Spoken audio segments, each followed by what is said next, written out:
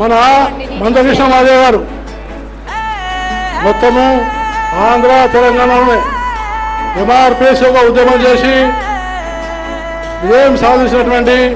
గొప్ప నేత. వారికి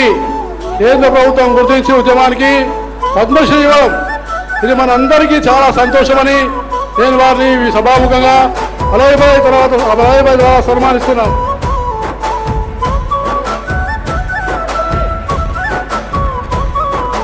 ఉదయించలే ఈ నేలన పోరాటాల గొంతుగా కాగడయ్యి కన్నెర్ర చేసే ఎవ్వరికి లొంగక పోరాటమే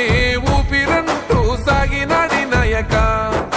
అలసిపోని జనబలమయ్యి నిలిసినాడు నేడిగా